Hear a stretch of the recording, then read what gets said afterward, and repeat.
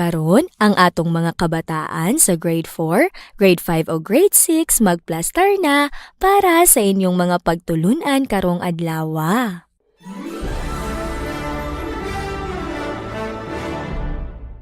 English grade 4, grade 5, and grade 6. Learners, today is the third day or the last day of our lesson where we're going to analyze and identify the plot of the story. It is important to study the plot of the story because it leads to a deeper understanding and appreciation of the story. It also helps the learners to retell and summarize the story. After the lesson, you are expected to write the plot of the story. Learners, in our previous lesson, we learned that a plot has 5 parts. 1. Exposition. Exposition is the start of the story where we introduce or write the characters and the settings. 2. Rising action. Rising action is the part where the conflict or the problem is introduced and how the characters react to the conflict or problem. 3. Climax. Climax is the exciting part of the story. This is the part where the characters are forced to make a life-changing decision. 4. Falling action. Falling action is the part where the conflict of the story is resolved. 5.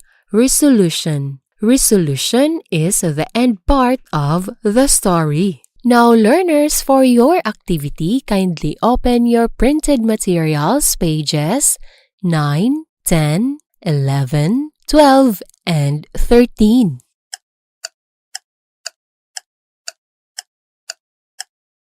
Let us read the story of the Good Samaritan and write the plot of the story inside the box. The Good Samaritan. Once upon a time, there was a man walking on a lonely stretch of road between Jerusalem and Jericho. Suddenly, a gang of thieves jumped out from the side of the road and surrounded him. Hey bro, there's a man. Yes, there's a man, so let's get some money. Let's go. Yeah, Let's okay, go. Yes. Hey! Give us your money! They demanded. No, I need my money. He cried.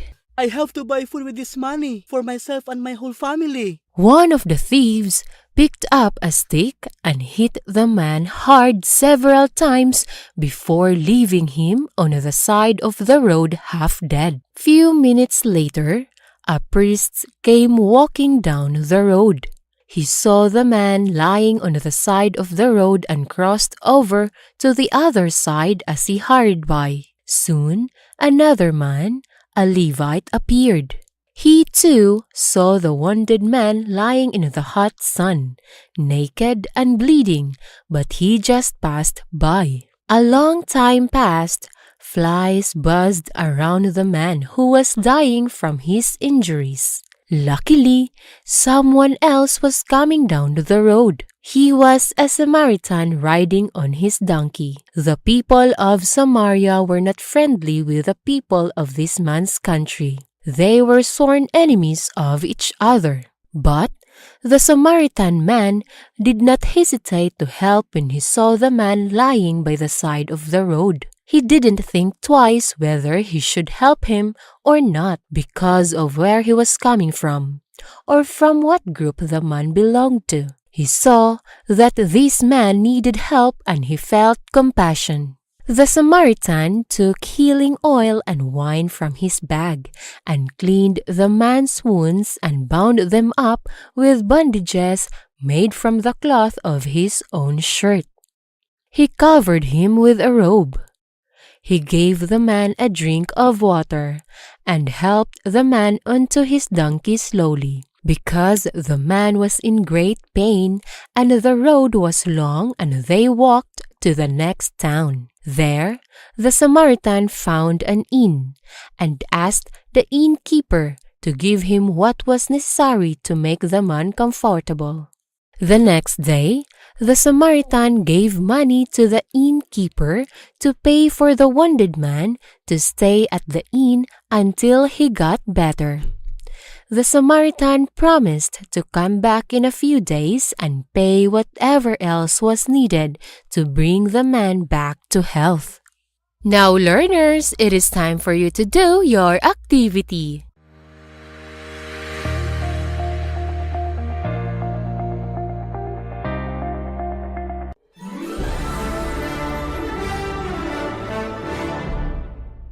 Araling Panlipunan Grade 5. Sa araw na ito, ating pag-aralan kung paano talakayin ang kaugnayan ng pakikipaglaban ng mga Pilipino sa pag-usbong ng nasyonalismong Pilipino. Ang araling ito ay mahalaga para maintindihan natin ang kaugnayan ng pakikipaglaban ng mga Pilipino sa pag-usbong ng nasyonalismong Pilipino. Pagkatapos ng araling ito ay maitatalakay ninyo ang kaugnayan ng pakikipaglaban ng mga Pilipino sa pag-usbong ng nasyonalismong Pilipino. Ngayon mga bata, balikan natin ang ibig sabihin ng nasyonalismo. Ano nga ba ang nasyonalismo? Ang nasyonalismo ay ang pagiging mabuting mamamayan ng isang tao sa bayang sinilangan. Ito ay isa sa mga katangiang dapat taglayin ng bawat isa upang maipakita ang pagmamalaki at pagmamahal sa lupang tinubuan ng buong puso. Ngayon, para sa ating leksyon, tingnan at pag-aralang mabuti ang mga impormasyon na inyong makikita sa ibabang bahagi ng inyong printed materials page 1. Handa na ba kayo mga bata?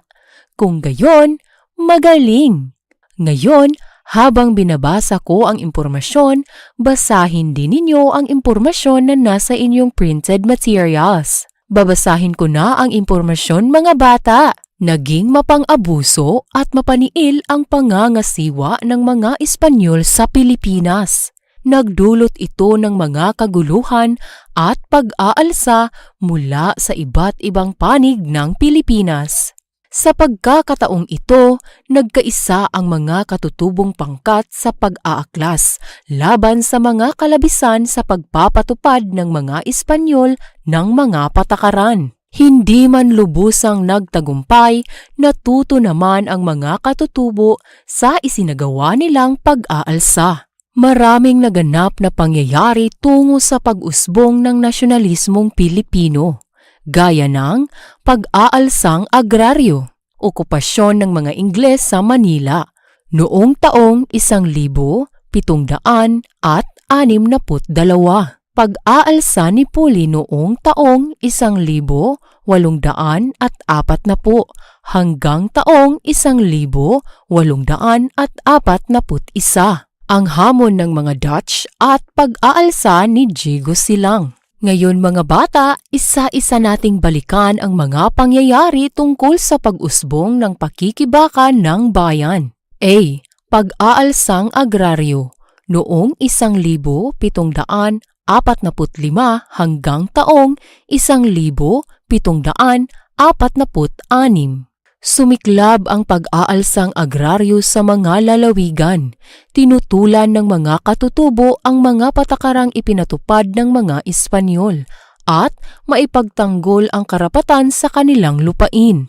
Ang mga malalawak na lupain o asyenda at ang pamamahala nito ay ibinigay ng mga praile sa mga nagpapaupa ng lupa o inkilino. Ang mga inkilino ay nagmalabis. Kinamkam ng mga praile ang mga lupain ng mga katutubo. Naalis ang kinagisnang karapatan ng mga katutubo sa kanilang lupain.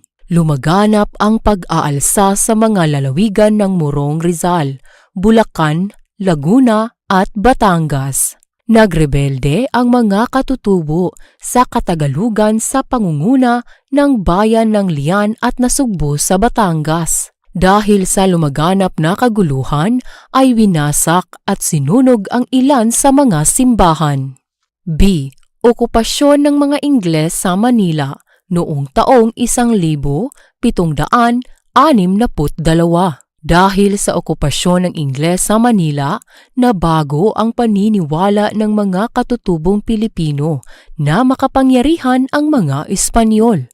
Unang sinalakay ang Manila Bay sa paniniwalang mula rito ay mapapadali at mapapalawak ang kanilang opensiba. Sa pananalakay ng mga Ingles sa Intramuros, naglunsad ng ganting salakay ang mga Espanyol na binubuo ng mga 5,000 katutubong sundalo. Ngunit ito ay napasuko. Nagising sa katotohanan ang mga katutubong Pilipino na hindi ang Espanyol ang pinakamahusay sa buong daigdig tulad ng ipinagmamalaki nito. Nagising din sila sa katotohanan na hindi makakayanang kalabanin ng mga Espanyol ang mga kalaban kung hindi nila ito tutulungan. C. Pag-aalsa ni Puli noong taong 1840 hanggang taong 1841. Si Apolinario de la Cruz o mas kilala bilang Hermano Puli ang namuno sa rebelyong panrelihiyon ng mga Tagalog. Ninais ni Hermano Puli na mapabilang sa Ordeng Dominican at kilalanin ang kapatirang kaniyang itinatag, ngunit ikinagalit at tinutulan ng mga Espanyol. Ang mga Pilipino o Indio ay maaari lamang magsilbi sa simbahan bilang mga paring sekular o mga paring hindi nabibilang sa anumang ordeng relihiyoso. Itinatag niya ang kapatiran na Confradia de San Jose sa Lukban. Inaral niya ang doktrina at ang nilalaman ng Biblia. Pinahahalagahan ng kapatiran ang lupain ng ating mga ninuno at itinuturing na mga banal na puok na nagpapatunay ng pagmamalaki sa kanilang komunidad at lahi. D. Ang hamon ng mga Dutch. Nagpadala ng mga ekspedisyon sa Pilipinas ang mga Holandes upang makapagbukas sila ng bagong daungan sa dakong silangan para magamit sa pangangalakal. Sinalakay nila ang Pilipinas. Hinarangan nila ang mga sasakyang pantubig na nangangalakal ng pagkain para sa lungsod ng Maynila. Nayanig ang mga Espanyol, kaya hinarang nila ang mga Dutch upang mahadlangan ito. Nilabanan ng mga Espanyol ang Dutch sa Bantang Mariveles at natalo ang mga Dutch. Tumindi ang pagnanais ng mga Dutch sa Pilipinas. Bumalik pa rin sila sa Pilipinas. Binago nila ang kanilang mga pamamaraan upang maakit ang mga Pilipino. Ninais ng mga Holandes na paalisin ang mga Espanyol sa Pilipinas. Hindi ito nagawa ng mga Holandes dahil nanatiling tapat ang mga katutubong Pilipino sa mga Espanyol. E. Pag-aalsa ni Diego Silang. Si Diego Silang ay pinuno ng pag-aalsa sa Ilocos Norte. Nakipagsabuatan siya sa mga Ingles upang paalisin ang mga Espanyol. Humingi ng tulong si Silang sa mga Ingles upang labanan ang mga Espanyol. Ngunit isang maliit na kanyon lamang ang ipinadala ng mga Ingles bilang simbolo ng kanilang pagkakaibigan. Ninais ni Diego Silang na palitan ang pamunuan ng mga Espanyol sa mga katutubo ng Ilocos. Idiniklara siyang isang bandido dahil sa pagpapaalis ng mga katutubo sa mga Espanyol. Ngayon mga bata, pakibuksan ang inyong printed materials, page 4.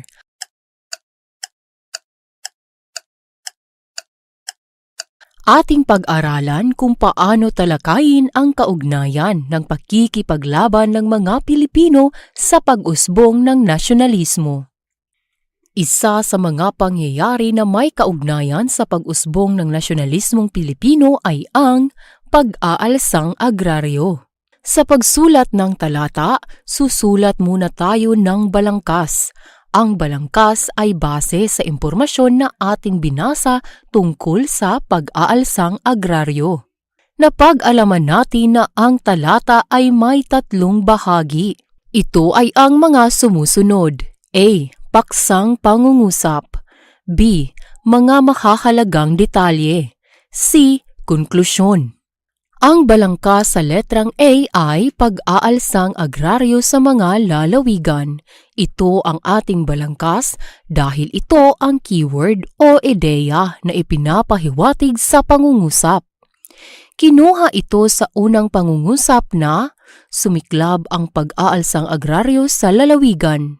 Ang balangka sa letrang B ay nahahati sa dalawa. Una, tinutulan ang patakarang asyenda. Pangalawa, pagmamalabis ng inkilino. Ito ang ating balangkas dahil ito ang mga keyword o ideya na ipinapahiwatig sa pangungusap. Kinuha ito sa ikalawa hanggang ika-6 na pangungusap na tinutulan ng mga katutubo ang mga patakarang ipinatupad ng mga Espanyol at maipagtanggol ang karapatan sa kanilang lupain. Ang mga malalawak na lupain o hasyenda at ang pamamahala nito ay ibinigay ng mga praile sa mga nagpapaupa ng lupa o inkilino. Ang mga inkilino ay nagmalabis. Kinamkam ng mga praile ang mga lupain ng mga katutubo. Naalis ang kinagisnang karapatan ng mga katutubo sa kanilang lupain. Ang balangkas sa letrang C ay pagre-rebelde ng mga katutubo. Ito ang ating balangkas dahil ito ang keyword o ideya na ipinapahiwatig sa pangungusap. Kinuha ito sa ikapito hanggang ika-9 na pangungusap na lumaganap ang pag-aalsa sa mga lalawigan ng Morong, Rizal, Bulacan, Laguna at Batangas.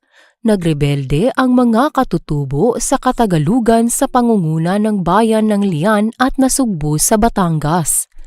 Dahil sa lumaganap na kaguluhan, ay winasak at sinunog ang ilan sa mga simbahan. Ngayon, pakibuksan ang inyong printed materials, page 5.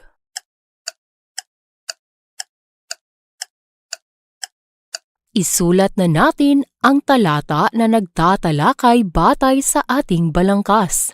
Para sa unang bahagi, batay sa ating binasang impormasyon tungkol sa pag-aalsang agraryo, ang paksang pangungusap ay nag-aalsa ang mga katutubo sa lalawigan. Ito ang paksang pangungusap dahil ito ang ideyang ipinapahiwatig sa balangkas na letrang A. Para sa ikalawang bahagi, batay sa ating binasang impormasyon tungkol sa pag-aalsang agraryo, ang mga mahahalagang detalye ay tinutulan nila ang patakaran ng hasyenda dahil sa pagmamalabis ng mga inkilino. Ito ang mga mahahalagang detalye dahil ito ang ideyang ipinapahiwatig sa balangkas na letrang B. Para sa ikatlong bahagi, batay sa ating binasang impormasyon tungkol sa pag-aalsang agraryo, ang konklusyon ay dahil dito nagrebelde ang mga katutubo. Ito ang konklusyon dahil ito ang ideyang ipinapahiwatig sa balangkas na letrang C. Ngayon mga bata, para maisulat natin ang talata na nagtatalakay sa pag-aalsang agraryo, isulat ang paksang pangungusap. Isunod ang mga mahahalagang detalye at isunod ang konklusyon. Gaya ng inyong nakikita sa loob ng kahon ng inyong printed materials, page 5. Basahin natin mga bata. Nag-aalsa ang mga katutubo sa lalawigan. Tinutulan nila ang patakaran ng asyenda dahil sa pagmamalabis ng mga inkilino. Dahil dito, nagrebelde ang mga katutubo. Ngayon mga bata, nakabuo na tayo ng talatang nagtatalakay. Ngayon, para sa inyong gawain, pakibuksan ang inyong printed materials, pages 6, 7, and 8.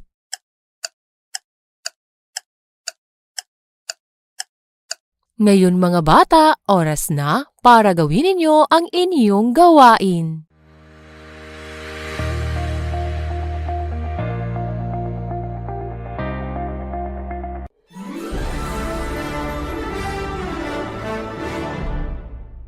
Mathematics Grade 5 and Grade 6. Today, in Mathematics Grade 5 and Grade 6, we will learn how to formulate the rule in finding the next term in a sequence. This lesson is important because there are problems in math that can be solved by observing sequences and patterns. At the end of this lesson, you will be tested in formulating the rule in finding the next term in a sequence. Before we proceed to our new lesson, we will have review on determining the missing terms in a sequence of numbers. Kindly open your printed materials on page 1. Example number 1. The sequence is 1, 3, blank, 7, blank, 11, 13. To find the missing terms in a number sequence, we must first look for its pattern. Observe closely the number sequence, which is 1, 3, blank, 7, blank, 11, 13. 1 is the first term, 3 is the second term, the third term is missing, 7 is the fourth term, the fifth term is missing, 11 is the sixth term, and 13 is the seventh term. In the number sequence, each term is formed by adding 2 to the preceding number. 1 plus 2 equals 3. 3 plus 2 equals 5. 5 plus 2 equals 7. 7 plus 2 equals 9. 9 plus 2 equals 11. 11 plus 2 equals 13. See to it that the pattern is true to the whole sequence from 1 to 13. So, the missing terms are 5 and 9. The number sequence becomes 1, 3, 5, 7, 9, 11, and 13. Example number 2. The sequence is 6, 9, 12, blank, 18, blank, 24. To find the missing terms in a number sequence, we must first look for its pattern. Observe closely the number sequence, which is 6, 9, 12, blank, 18, blank, 24. 6 is the first term, 9 is the second term, 12 is the third term, the fourth term is missing, 18 is the fifth term, the sixth term is missing, and 24 is the seventh term. In the number sequence, each term is formed by adding 3 to the preceding number. 6 plus 3 equals 9. 9 plus 3 equals 12. 12 plus 3 equals 15. 15 plus 3 equals 18. 18 plus 3 equals 21. 21 plus 3 equals 24. See to it that the pattern is true to the whole sequence from 6 to 24. So the missing terms are 15 and 21. The number sequence becomes 6, 9, 12, 15, 18, 21, and 24. Now let us study the information about sequence, patterns, and rule. Kindly open your printed materials on page 2. You can see and read in the information that sequence is a list of numbers or objects in a defined or logical order. Patterns are repetitive sequences and can be found in nature, shapes, events, sets of numbers, and almost everywhere you care to look. A sequence follows a pattern. You can write a rule based on the pattern. Rule is a numerical expression that describes the relationship between consecutive numbers in a sequence. Now, let us learn how to formulate the rule in finding the next term in a sequence. Example number 1.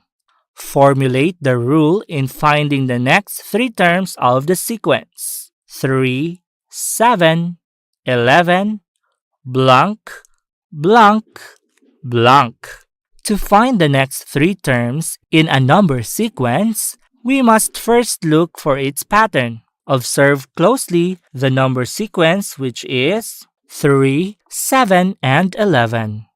3 is the first term, 7 is the second term, 11 is the third term, and the next three terms are missing. In the number sequence, each term is formed by adding 4 to the preceding number. 3 plus 4 equals 7. 7 plus 4 equals 11. 11 plus 4 equals 15. 15 plus 4 equals 19. 19 plus 4 equals 23. Therefore, the rule is add 4.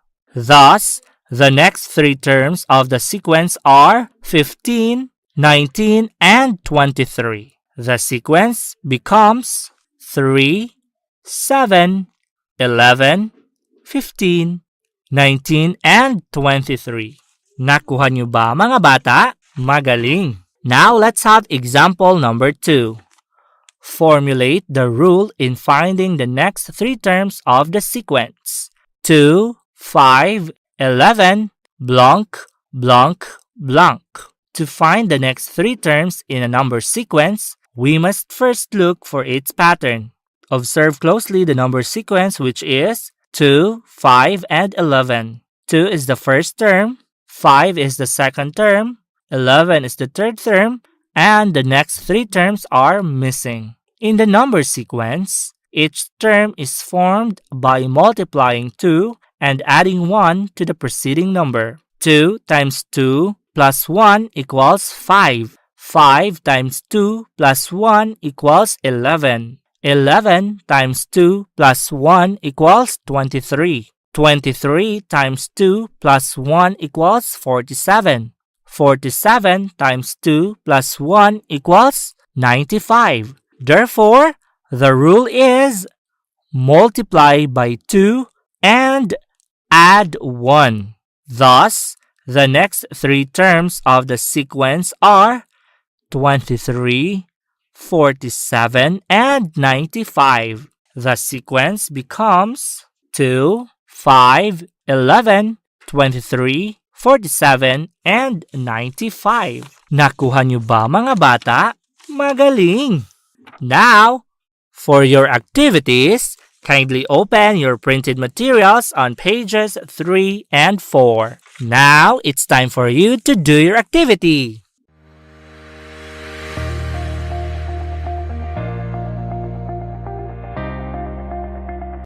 Sa ngalan sa kinatibuk-ang puwersa sa Tangub City Division, sa pagpanguna sa atong Schools Division Superintendent Agostanes E. Sepi, ingon man sa pag-abag sa atong Assistant Schools Division Superintendent Lorena P. Serrano, ingon man sa pag-ayuda og suporta sa atong lokal nga kagamhanan pinaagi sa atong halangdong mayor, Mayor Jennifer Witan, kini inyong mga magtututlo sa kahanginan.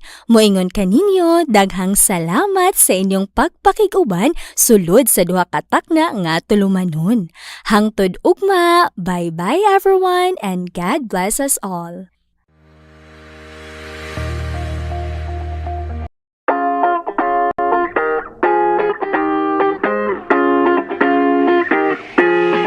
The Department of Education, Division of Tangub City, in partnership with the local government unit of Tangub, presents Ang Tangub, Transforming Advancement in the New Normal, guiding K-12 learners under broadcast media and instructional program crafted in response to the need of making education possible and accessible to students at the comfort of their homes. It covers the most essential competencies, thematically layered in drama plays which were originally written, directed, and performed by teachers to see to it that education is securely provided. This is Ang Tangub.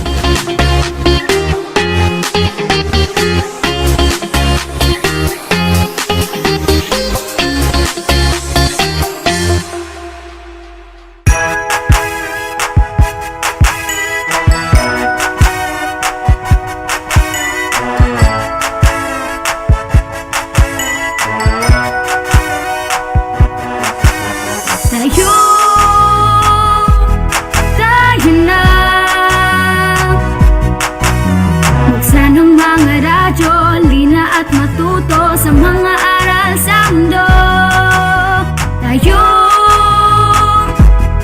Tayo na. Tumutok na sa TV, mag-aral ng maigi to get the lessons easily. It's tangkop, tangkop, tangkop time. We learn all things, it's very fine, masaya. Tutok na. It's tangkop, tangkop, tangkop time. We learn all things, it's very fine, masaya. Tutok na.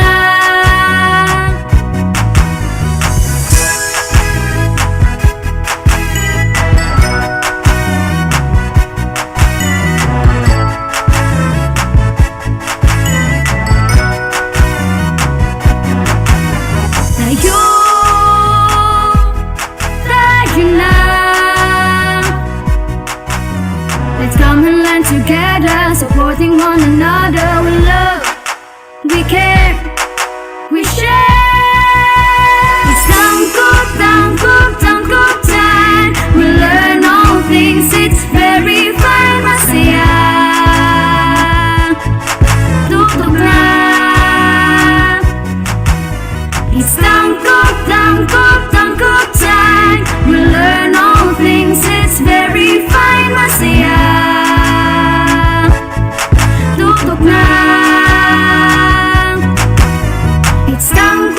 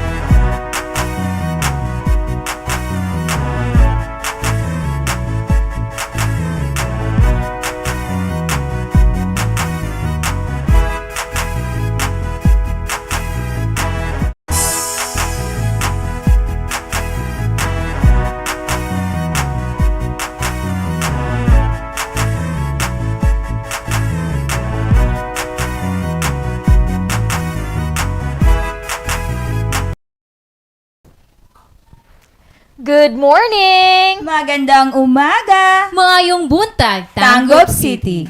Today is March 25, 2022, Friday. Live at Deped Tayo Tanggub in Astral Academy Cyber School. Ako di ay si Teacher Rona May Cajeta, gikan sa Maluro Integrated School. Ako si Teacher Lizelle Antonio, gikan sa Prenza Elementary School. Ug ako si Teacher Mary Irish Buhawi Ongkol, gikan sa Balatakan Elementary School. Kami ang inyong Facebook Live anchors for today. Okay, learners from grade 1 to grade 6, anya na pud kita sa Biyernes. Og mao kini ato mga competencies o mga topic nga ato pagatunan. Okay, let's start with grade 1 health. Practices water conservation. For grade 2 Filipino, nagagamit ng wasto ang pangalan sa pagbibigay ng pangalan ng tao, lugar, hayop, bagay at pangyayari. Nagagamit ang pangalan ng tama sa pangungusap. For grade 3 music, recognizes musical instruments through sound. And grades 4, 5, and 6 English, analyze and identify the plot of the story. For grade 5 Araling Panlipunan, natatalakay ang kaugnayan ng pakikipaglaban ng mga Pilipino sa pag-usbong ng nasyonalismong Pilipino. For grades 5 and 6 mathematics, formulates the rule in finding the next term in a sequence. Okay, mga learners, stay tuned because more discussion when we return. This is Astral Academy Cyber School.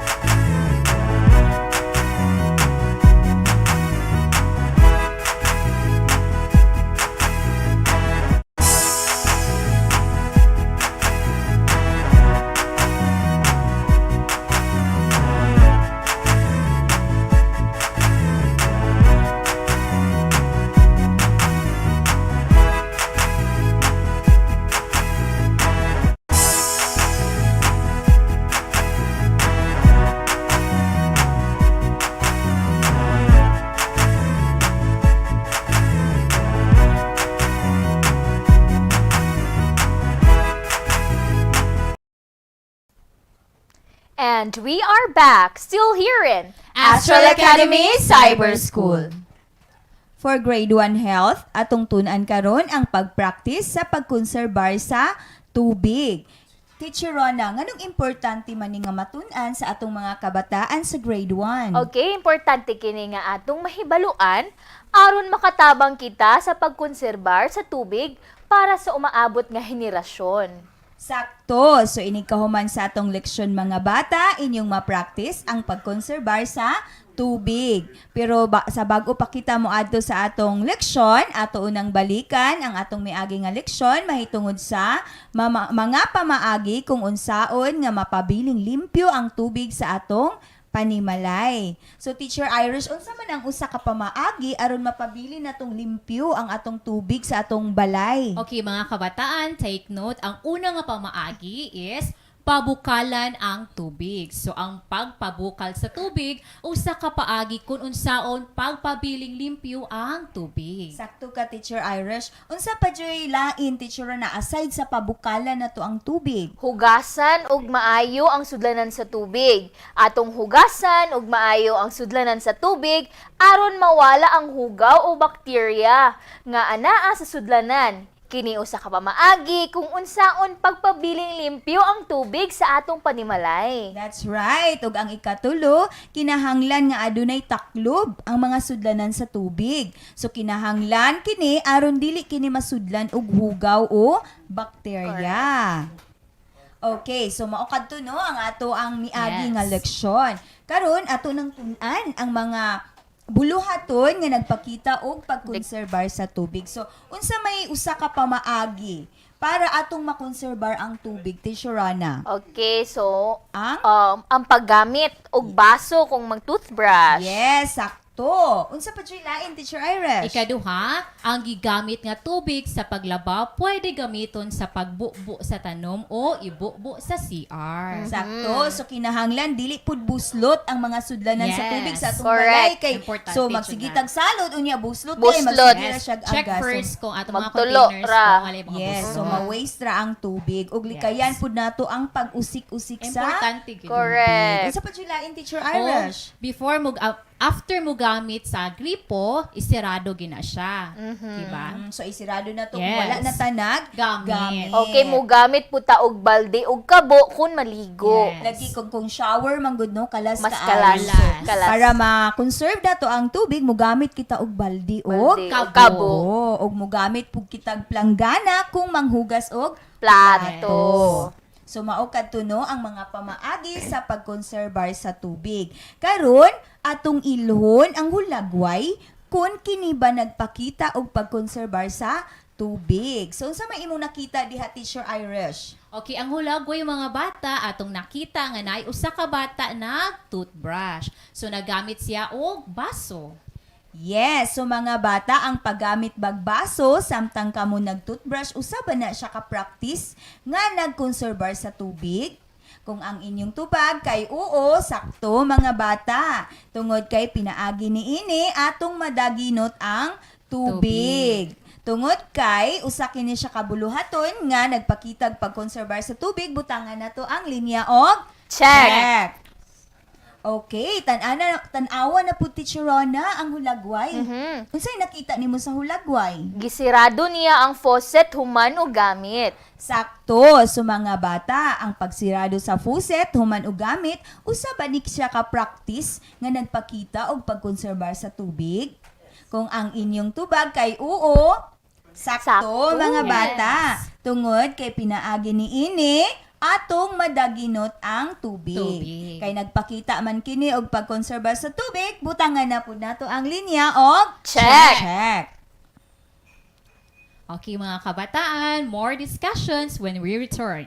This is Astral Astral Academy Academy Cyber School.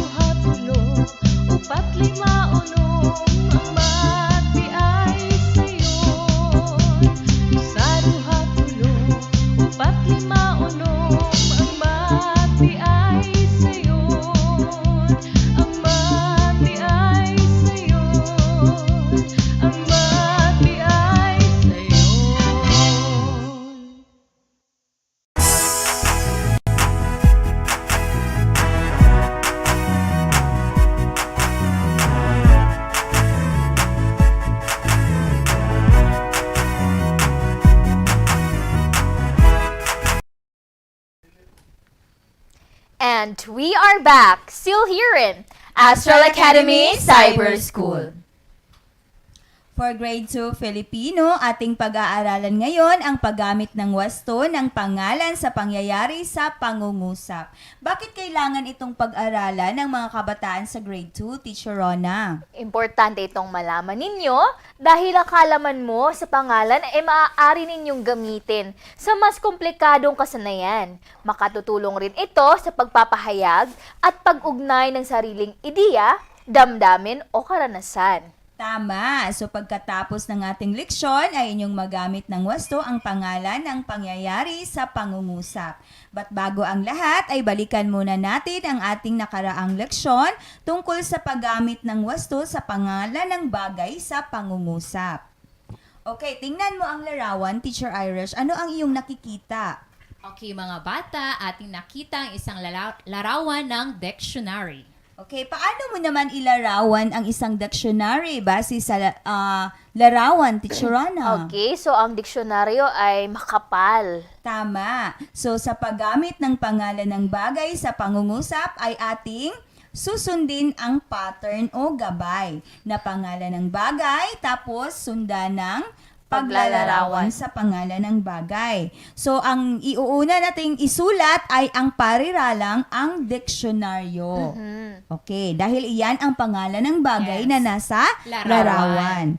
Tapos, isusunod naman nating isulat ang pariralang ay makapal. Dahil iyan ang paglalarawan sa bagay na iyong nakita sa larawan. Tapos, upang mabuo natin ang pangungusap na gumamit ng pangalan ng bagay ay ating pagdugtungin ang mga pariralang nabuo mula sa pattern o gabay. So ano ang pangungusap na nabuo, Teacher Irish? Okay, ang nabuo nating pangungusap ay ang diksyonaryo ay makapal. Tama.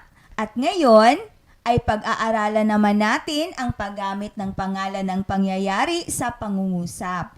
But bago yan, ano ba ang pangalan, Teacher Rona? Okay, so ang pangalan ay salitang tumutukoy sa ngalan ng tao, lugar o puok, hayop, bagay at pangyayari. Tama, at ang pangalan ng pangyayari ay maaaring pantangi o pambalana.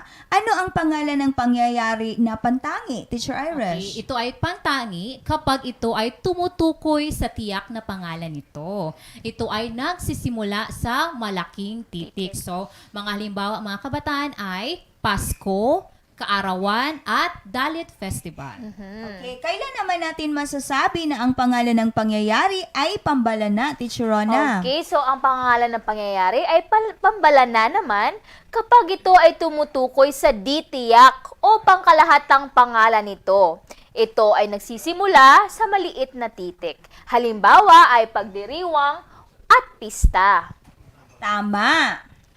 Okay. Ngayon ay pag-aaralan natin ang pagsulat ng pangungusap gamit ang pangalan ng pangyayari. Tingnan mo ang larawan, Teacher Rana. Ano ba ang pangyayari na nasa larawan? Okay, so ang pangyayaring nagaganap dyan sa larawan ay Dalit Festival. Tama, at ang Dalit Festival ay isang pangalan ng pangyayaring pantangi. Yes. Bakit, Teacher Irish? Ito ay pangalang pantangi dahil ito ay nagsisimula sa malaking titik. At tumutukoy sa specific na ngalan na. O tiyak. Yes, tumutukoy sa tiyak na ngalan ng pangyayari.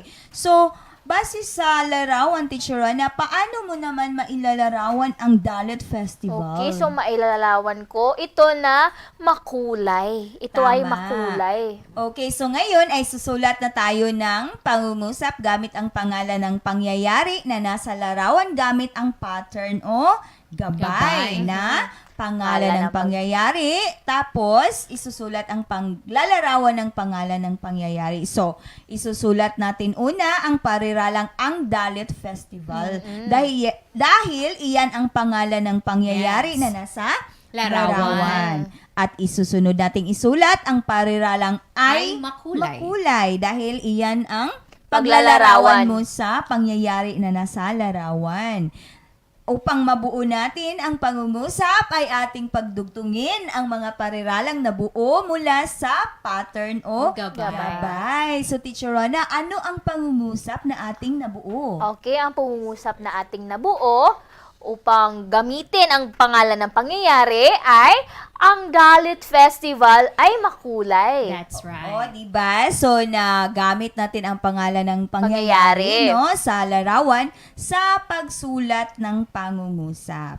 Okay, tingnan naman natin ang larawan. Ano ba ang iyong nakikita, Teacher Irish? Okay, mga bata, ang aking nakita sa larawan ay giyera. Gera. Yes, gera. So, paano mo naman mailalarawan ang isang gera, Teacher Rona? Ito ay magulo. Okay, that's right. So, katulad ngayon na nangyayari sa Russia At sa Ukraine. no, na nagkagulo ang kanilang bansa. Okay. Ngayon ay gagamitin natin ang pangalan ng pangyayari na gera sa pangungusap. Sundin na natin ulit ang pattern o gabay. Ano ba yung pattern natin, Teacher Irish? Okay, unang isulat natin ay ang pangalan ng pangyayari at sunod, paglalarawan sa pangalan ng pangyayari. So, ang nabuo nating pangungusap ay ang giyera ay magulo. Tama. So sa pamamagitan ng pagsunod sa pattern o gabay, ay nakabuo tayo ng pangungusap gamit ang pangalan ng Pangyayari. Okay, mga kabataan, stay tuned because more discussions right after this short break. This is Astral Academy Cyber School.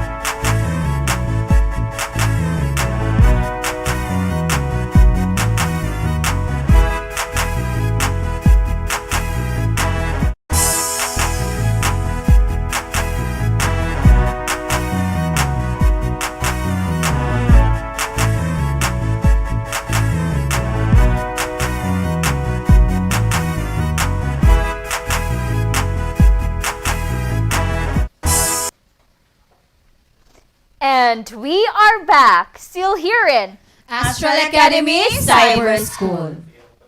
For grade 3 music, atong tunan karon ang pag-ila sa mga instrumento sa musika pinaagi sa tingog. So nganong importante man kining matun-an sa mga kabataan sa grade 3, Teacher Irish? Okay mga kabataan, importante kini nga mahibaluan ninyo aron makaila mo sa instrumento sa musika o sa mga tingog niini.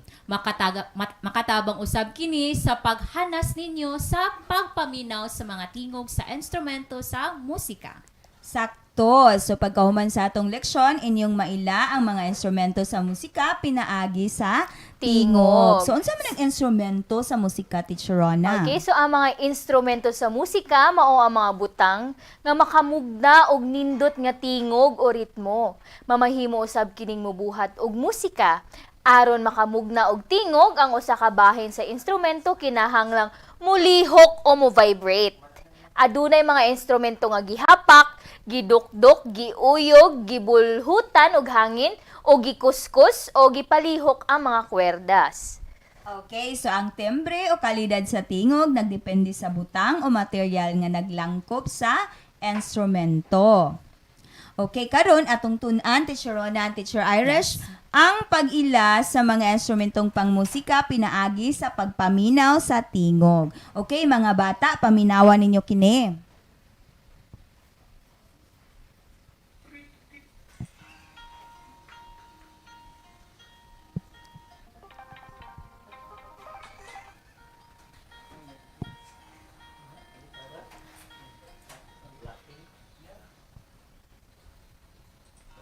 Okay, so mga bata, ang tingog nga inyong nadungog kay tingog sa Gitara. O gipatingog kini pinaagi sa pagkuskus o pagpalihok sa kwerdas. Strings. Okay, paminawan na usab kini ninyo mga bata.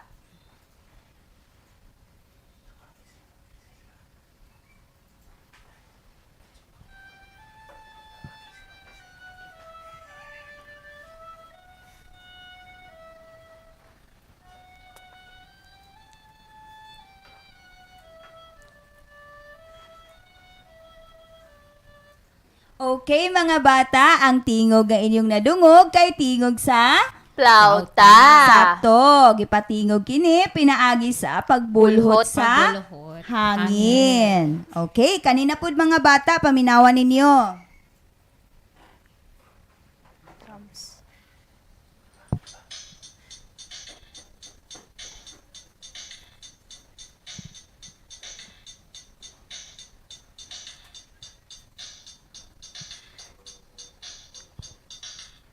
Okay, ang tingog nga inyong nadungog mga bata kay tingog sa Tambol. O gipatingog kini pinaagi sa pagdukdok. Okay, kanina pud mga bata.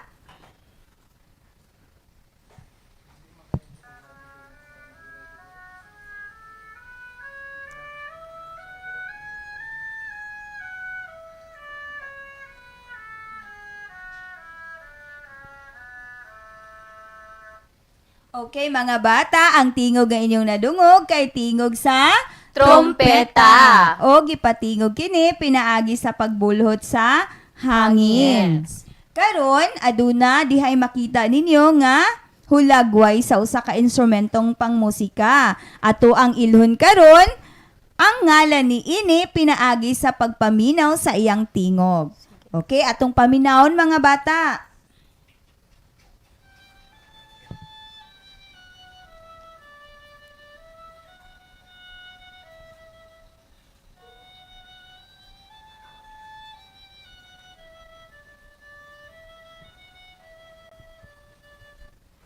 So unsa man nga instrumentong pangmusika ang inyong nadungog? Kung ang inyong tubag kay plauta, sakto mga bata. Og isulat kini sa nakatagana nga linya. Okay, ato na usab ilhon ang tingog sa instrumentong pangmusika nga anaa sa hulagway. Paminaw kamo pag-ayo mga bata.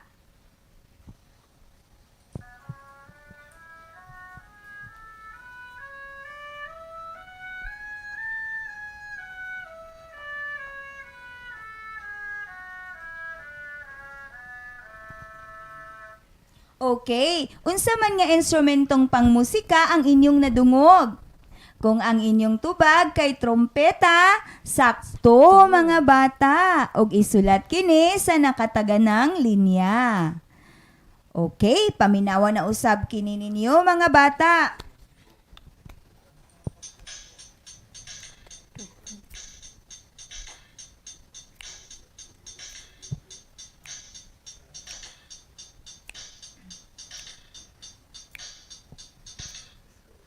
Unsa man nga instrumentong pangmusika ang inyong nadungog? Kung ang inyong tubag kay tambol, sakto mga bata, ug isulat kini sa nakataganang linya.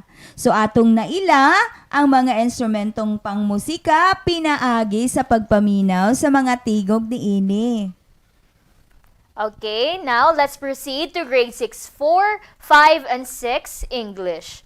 Our lesson, analyze and identify the plot of the story. So why is it important for us to know this lesson, Teacher Irish? Okay, mga kabataan, it is important to study the plot of the story because it leads to a deeper understanding and appreciation of the story. It also helps the learners to retell and summarize the story. Okay, so a short story is a literary work created by imagination and fiction based on a real-life event. It is read in a setting that evokes emotion. It has 3 elements: the characters, settings, and plot. Now, let's proceed to the plot. What do you mean by plot, Teacher Lizelle? Okay, plot is a sequence of events and character actions that relate to the central conflict of the story. It has 5 parts: the exposition, rising action, climax, falling action, and resolution. Okay, so last time we discussed about it, no? Yes. But let's have a recap about it. So, exposition is the start of the story where we introduce or write the characters and the settings. So, based sa katong story nga Cinderella, unsa may exposition nga part ato, Teacher Irish? Okay. Once upon a time, in the kingdom of Andalusia, there lived a girl named Cinderella. Cinderella lived with her father, Papa Alex, and her stepmother, Lady Fressy, together with her stepsisters, Cassandra and Marga. She has rat friends, Mozzarella and Cheddar. She also has a fairy godmother, Lady Liabel. King Simeon and his queen ruled the kingdom of Andalusia. They have a son named Prince Cedric. The kingdom organized a grand ball, so the ambassador announced it to the people of Andalusia, and all young women in the kingdom are invited. Okay, so this part of the story is the exposition because it is where the characters is being introduced Yes. and also the setting. So, next to that is the rising action. So, it is the part where the conflict of or the problem is introduced and how the characters react to the conflict or a problem. So, what do you mean by conflict, Teacher Lizelle? A conflict is a problem to solve or goal that the protagonist wants to reach. Some of the conflicts are person versus person. Is a problem between friends and lovers who are or protagonist and antagonist. Next is person versus nature. Is a problem between characters and the environment. So example, natural disaster. And person versus self. It is a problem within the character's self. Example, fear, self-doubt, self-destructiveness. So, based on the story of Cinderella, the rising action is when Cinderella's stepmother and stepsisters were cruel to her. So they treated Cinderella like a slave. However, Cinderella remained kind and obedient to them. Her stepmother, Lady Fressy, and stepsisters Cassandra and Marga did not allow her to go to the grand ball. So, her fairy godmother and her rat friends helped her to attend the grand ball using magic for her ball gown, a pair of crystal shoes, coachman, and carriage. However, Cinderella has to go home before midnight because the magic will be lost after midnight. And so, Cinderella went to the gathering. Cinderella arrived at the ball. She enjoyed the dance and forget the time. It was almost midnight and the Cinderella hurriedly went out of the palace and left one of her crystal shoes.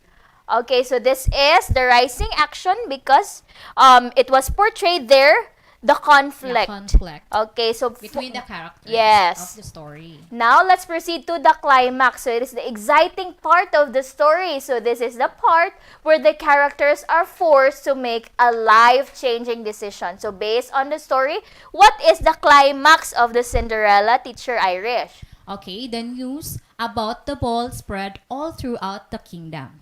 The prince looked for the owner of the crystal shoe by finding the lady whose foot fits the shoe who will soon become his wife.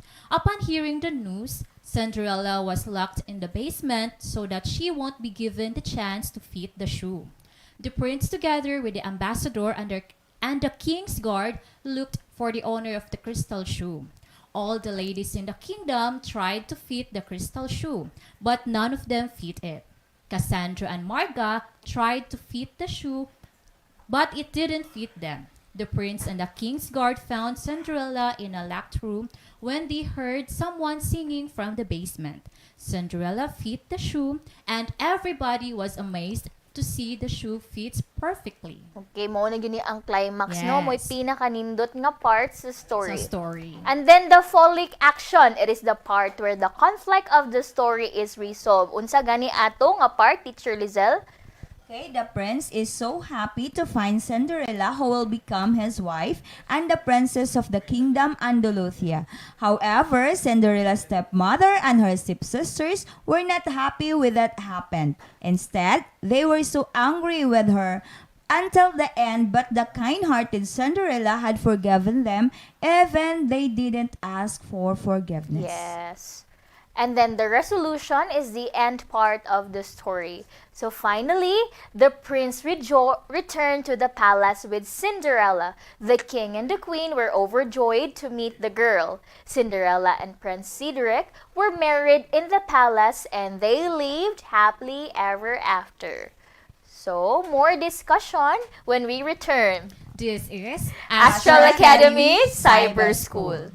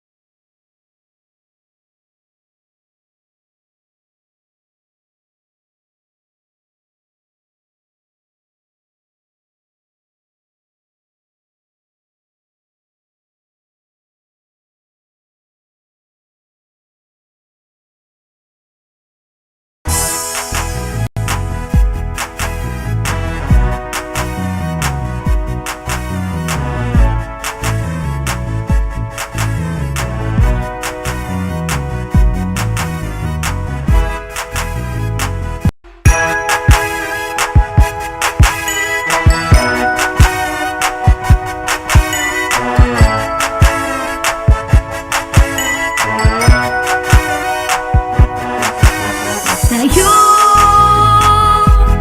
tayo na.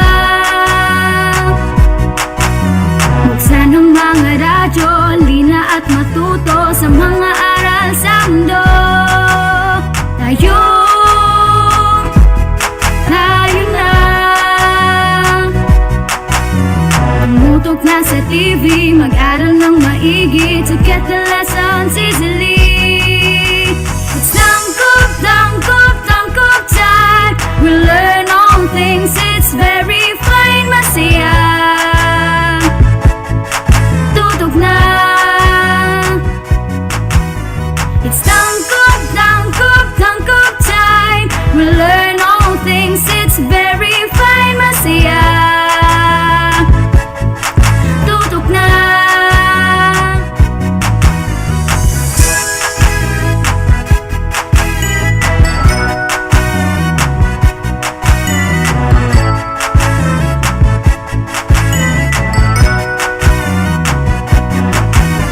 Tayo,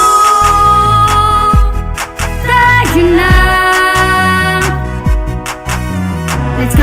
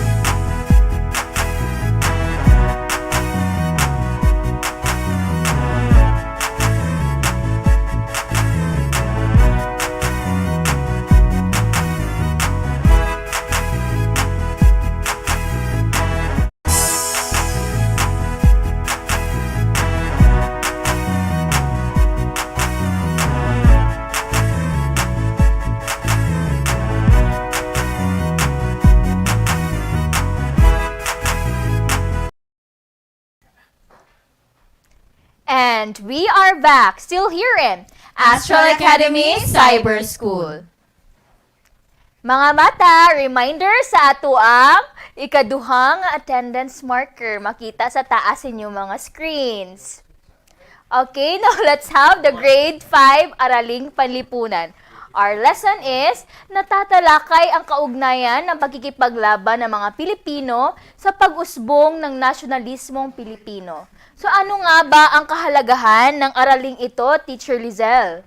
Ang araling ito ay mahalaga para maintindihan natin ang kaugnayan ng pakikipaglaban ng mga Pilipino sa pag-usbong ng nasyonalismong Pilipino. Okay, so ano nga ba ang nasyonalismo, Teacher Irish? Okay, ang nasyonalismo ay ang pagiging mabuting mamamayan ng isang tao sa bayang sinilangan. Ito ay isa sa mga katangiang dapat taglayin ng bawat isa upang maipakita ang pagmamalaki at pagmamahal sa lupang tinubuan ng buong puso. Yes, so naging mapang-abuso at mapanitil ang pangangasiwa ng mga Espanyol sa Pilipinas. So nagdulot ito ng mga kaguluhan at pag-aalsa mula sa iba't ibang panig ng Pilipinas. Sa pagkakataong ito, nagkaisa ang mga katutubong pangkat sa pag-aaklas laban sa kalabisan sa pagpapatupad ng mga Espanyol na mga patakaran.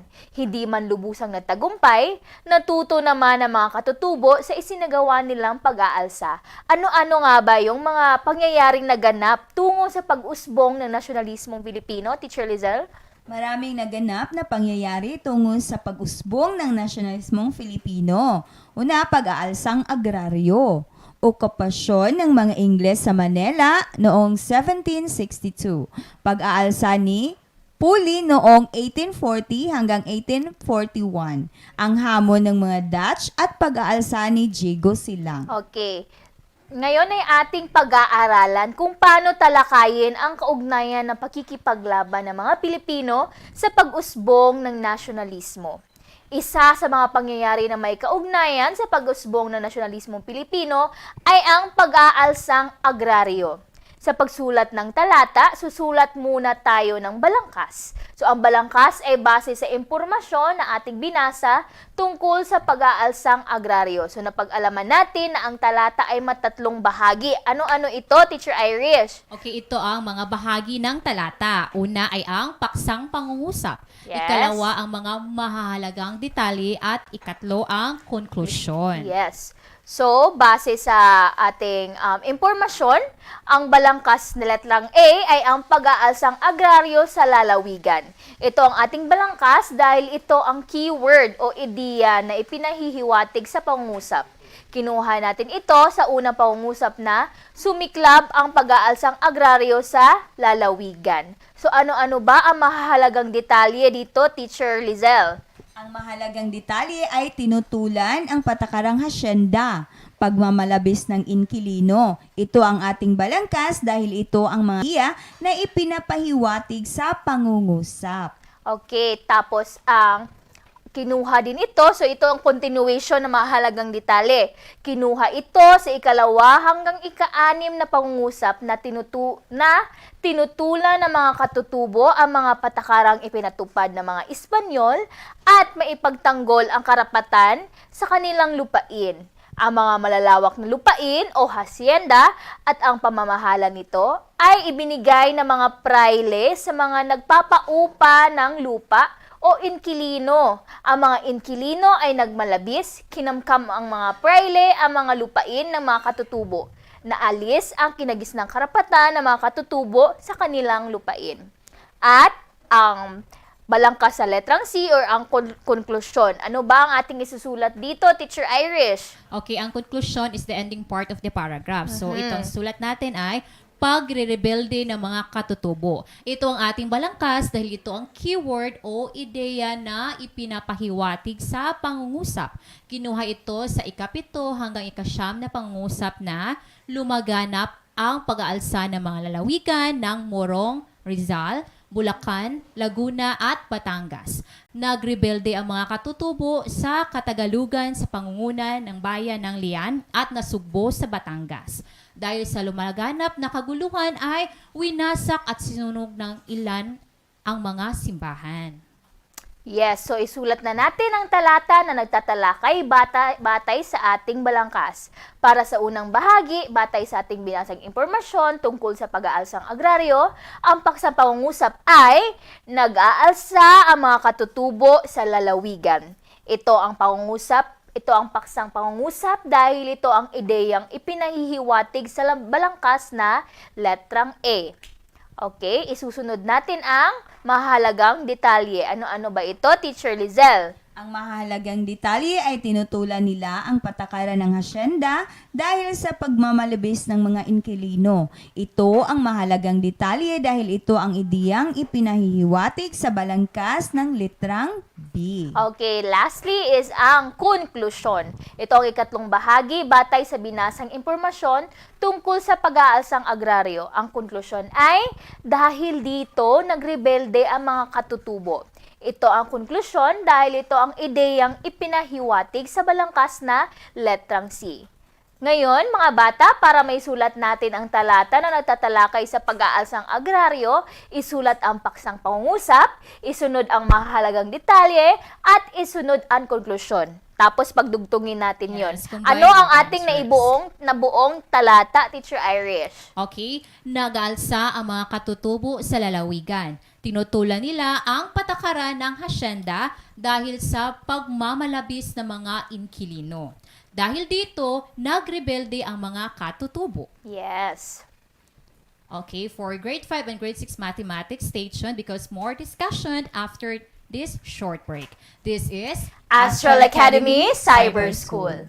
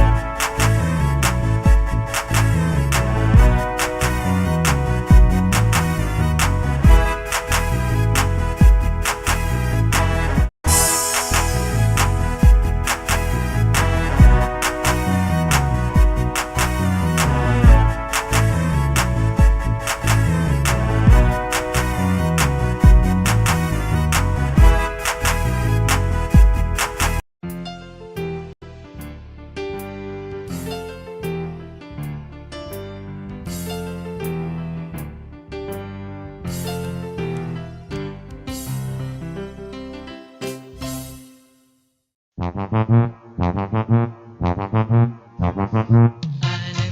ang teknolohiya sa agrikultura at pangkabuhayan upang umunlad ang ating bayan sagana sa likas na yaman. Halika na mag-ipipina, ipipina, ipipina. Halika na, mag-aral na.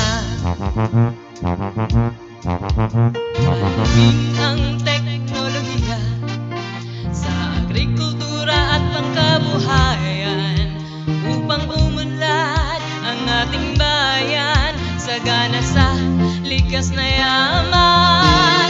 Halika na mag-ipipina, ipipina, ipipina. Halika na, mag-aral na. Ipipina, ipipina, ipipina, ipipina.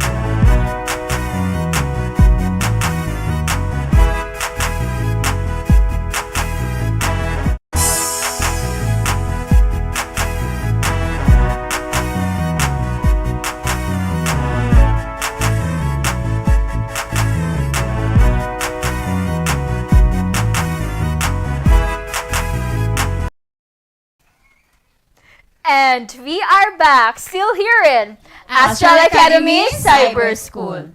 Okay, karon mga bata, adto na kita sa Mathematics Grade 5 and 6. Our lesson today in Mathematics Grade 5 and 6 is formulates the rule in finding the next term in a sequence. Makinig ng mabuti, manood at mag-enjoy sa mathematics. Mga bata, today we will learn on how to formulate the rule in finding the next term in a sequence. So this lesson is important because there are problems in math that can be solved by observing sequences and patterns. So at the end of the lesson, you will be tested in formulating the rule in finding the next term in a sequence. Okay mga bata, pagkatapos ng araling ito, susubukin kayo sa pagbibigay ng rules sa paghahanap ng susunod na termino sa isang pagkasunod-sunod ng numero. Okay, karon mga bata, before ta mo proceed sa atong discussion about on how to formulate the rule in finding the next term in a sequence, we will have first a review on determining the missing terms in a sequence of numbers. Mga bata, pakibuksan ang inyong printed materials on page 1. So, inyong nakita sa example 1, ang sequence nga 1, 3, blank, 7, blank, 11, and 13. Now, to find the missing terms in a number sequence, we must first look for its pattern. So, pangitaon sa nato ang pattern before ta mo proceed. Ana siya nga sequence. Now, mga bata, observe closely the number sequence, which is 1, 3, 5, 7, blank, 11, and 13. So, mga bata, 1 mao ang first term. Ikaduha nga term is number 3. The third term is blank or missing. So, muna itong pangitaon na term. 7 is the fourth term. The fifth term is blank or missing. So, ikaduha nga term nga patong ato ang pangitaon. And 11 is the sixth term. And 13 is the seventh term. By the way, Teacher Rona, what have you observed in the number sequence? Okay.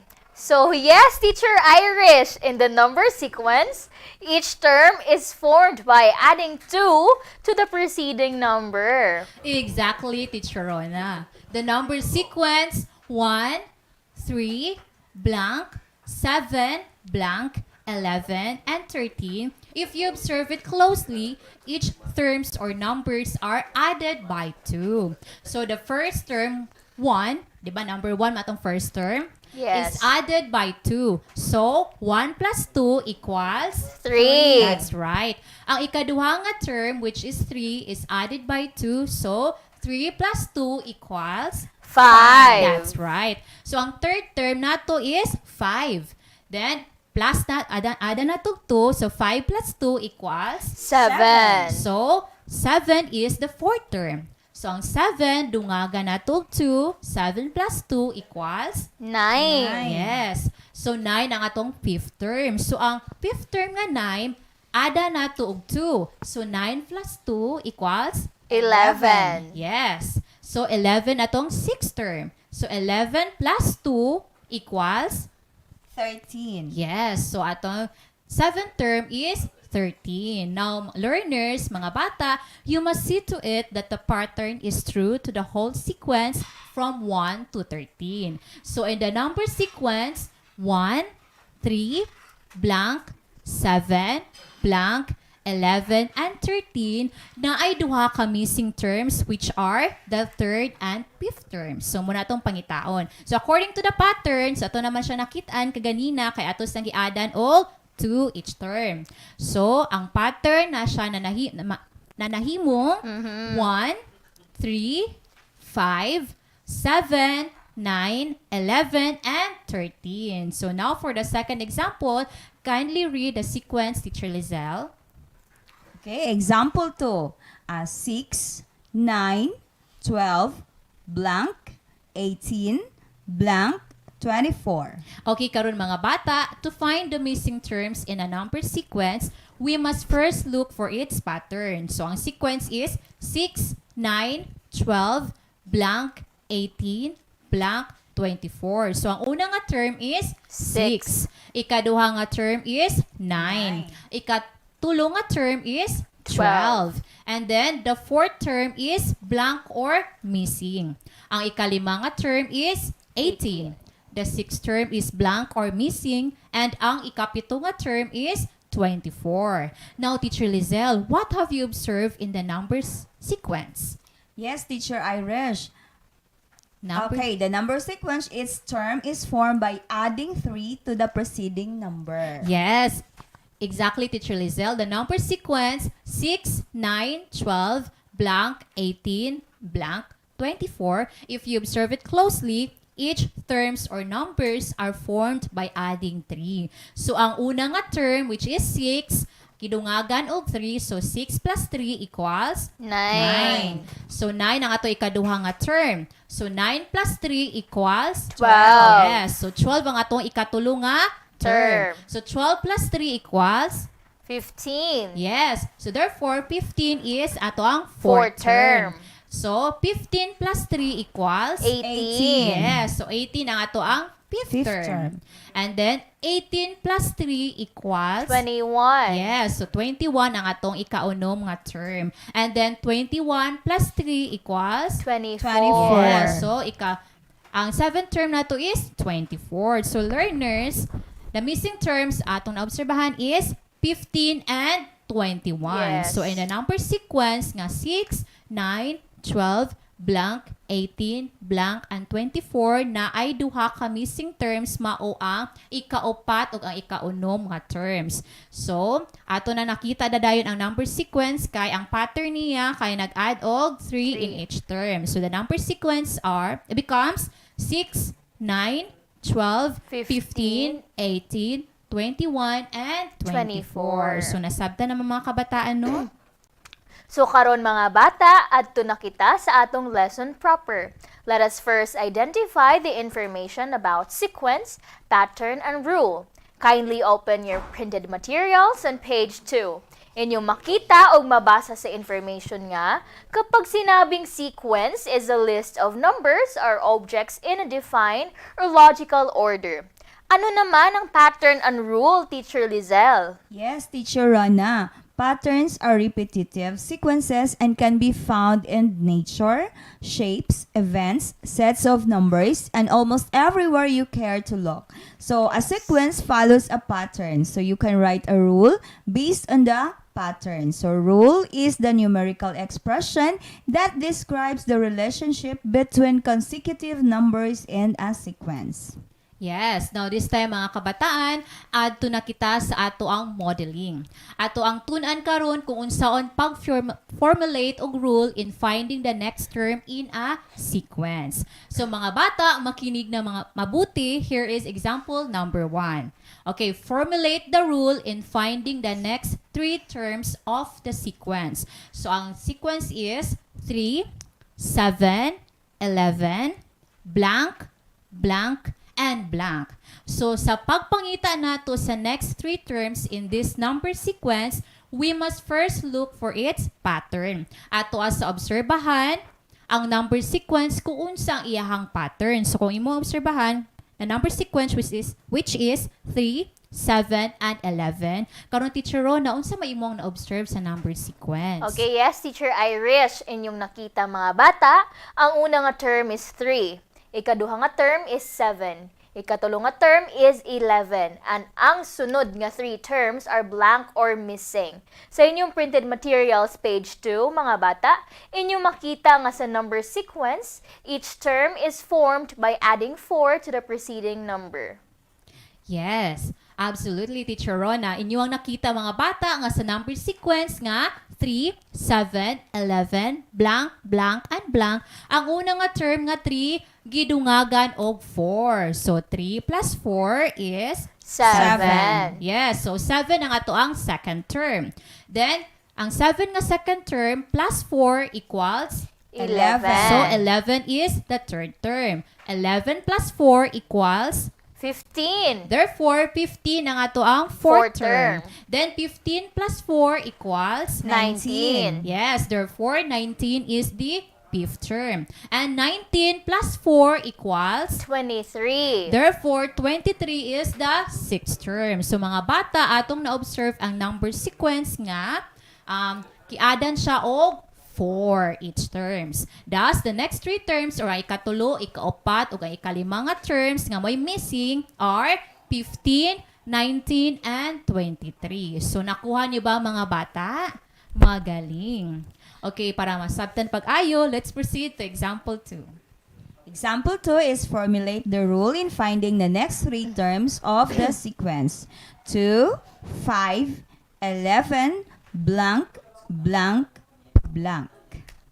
So, sa pagpangita nato sa next 3 terms in this number sequence, we must first look for its pattern. So, ato ang sa obserbaran ang number sequence kung unsa ang iyang pattern. So, observe closely the next sequence which is 2, 5, and 11. So, karon Teacher Rona, unsa may imuang namatikdan sa number sequence? Okay, yes, Teacher Lizelle. Inyong nakita mga bata, 2 is the first term. 5 is the second term. 11 is the third term, and the next 3 terms are blank or missing. Sa inyong printed materials, page 3, mga bata, inyong nakita nga sa number sequence nga 2, 5, 11, blank, blank, and blank. Each term is formed by multiplying by 2 and adding 1 to the preceding number. Yes, that's right, Teacher Rona. Karon mga bata, yung nakita nga sa number sequence na 2, 5, 11, blank, blank, and blank. So, inyo na matikdan no, nga ang una nga term is 2. So, na ato ang pattern ana is, or rule is, 2 is multiplied by 2. Plus so, 1. 2 times 2 equals 4 plus 1 equals 5. 5. So, 5 ang ato ang second term. So, ang 5 times 2 equals 10 plus 1 equals 11. 11. So, 11 ang ato ang third term. Then, 11 times 2 equals 22 plus 1, 23. yes, 23 ato ang fourth term. Then, 23 multiplied by 2 and added by 1 will be 23 times 2. 46. Yes, plus 1, 47. 47. So, 47 is the fifth term. So, 47 multiplied by 2 and added by 1 will be 47 times 2 94. plus 1, 95. So, 95 is the sixth term. So, thus, the next 3 terms or ang ikaupat, ikalima, ikaunom nga terms of the sequence are 23, 47, and 95. So, the sequence becomes 2, 5, 11, 23, 47, and 95. So, nakuha niyo ba mga bata? Magaling. Now, for your activities, kindly open your printed materials on pages 3 and 4. Now, it's time for you to do your activities. Mga kabataan, mao kadto ang kinatibuk-an sa ato ang leksyon karong adlaw. Nanghinaot kami nga daghan mog nakutlo nga lesson as well as values. Okay. Ayaw kalimot mga bata, isulat ang inyong third attendance marker sa inyong printed materials. Sa sunod nga higayon, sa maura gihapong oras sa Biyernes, inyo makauban ng Team Friday nga nagaingon. Always remember, learners, that taliwala sa mga pagsulay sama sa COVID-19 pandemic, bagyo, baha o guban pa, we need to have strong ties with our family and solve any problems that we'll encounter. Take note of the acronym TIME that stands for T, treasure your family while you can. I infinitely and unconditionally love them. M, make memories, and E, enjoy your life to the fullest.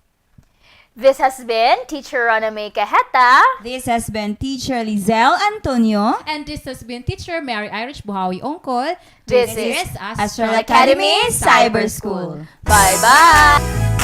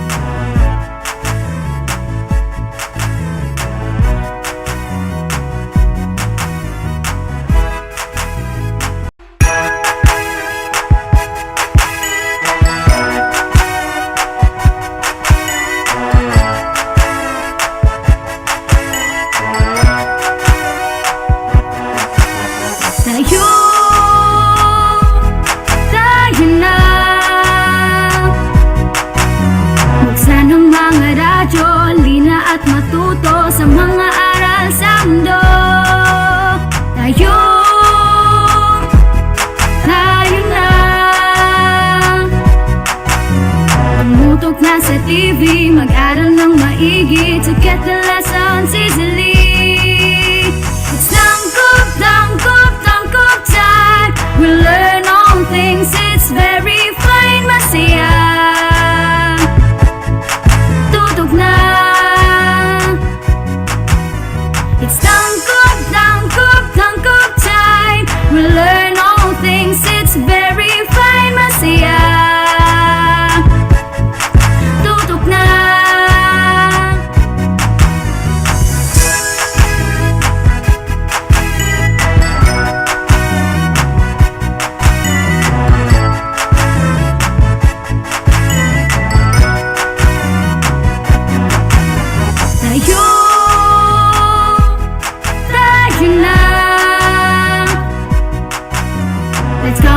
land together, supporting one another. We love, we care, we share.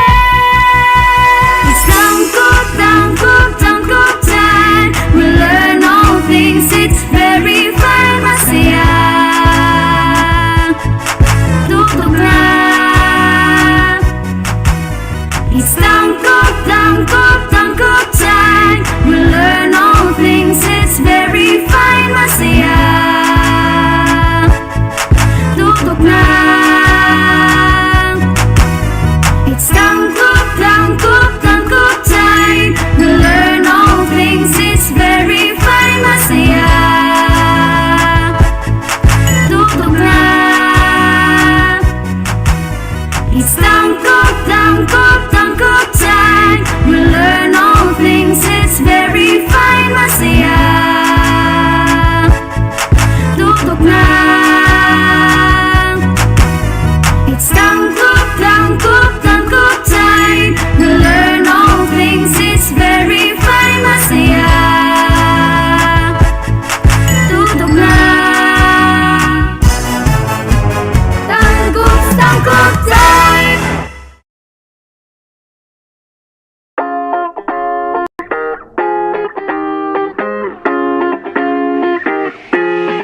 The Department of Education, Division of Tangub City, in partnership with the local government unit of Tangub, presents Ang Tangkub, Transforming Advancement in the New Normal, guiding K-12 learners under broadcast media and instructional program crafted in response to the need of making education possible and accessible to students at the comfort of their homes.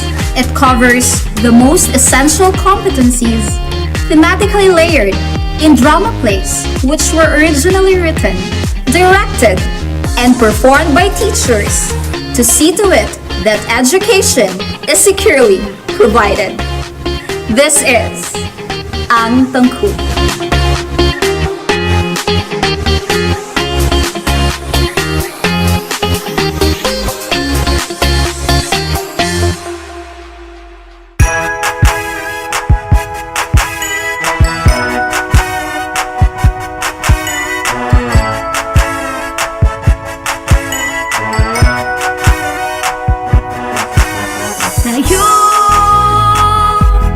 Tayo na. Buksan ang mga radyo, lina at matuto sa mga aral sa mundo. Tayo na. Tumutok na sa TV, mag-aral ng maigi to get the lessons easily. It's tangkop time. We learn all things, it's very fine. Masaya, tutok na.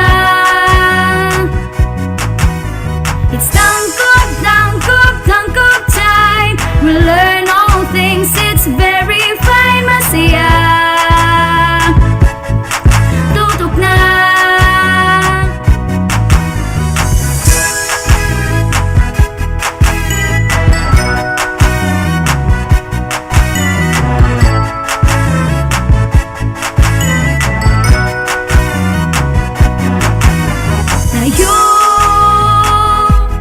Tayo na. Let's come and learn together, supporting one another. We love, we care, we share. It's tangkop time. We learn all things, it's very fun. Masaya, tutok na. It's tangkop time. We learn all things, it's very fine. Masaya, tutok na. It's tangkop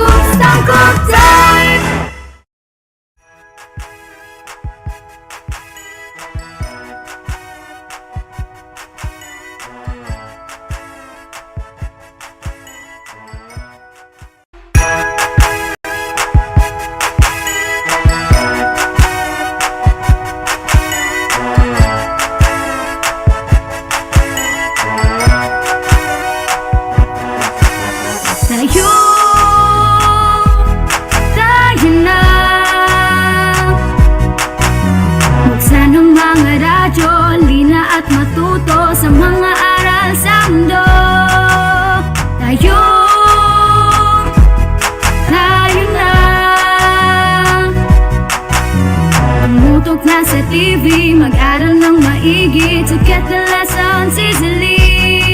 It's tangkop, tangkop, tangkop time. We learn all things, it's very fine, masaya. Tutok na. It's tangkop, tangkop, tangkop time. We learn all things, it's very fine, masaya. Tutok na.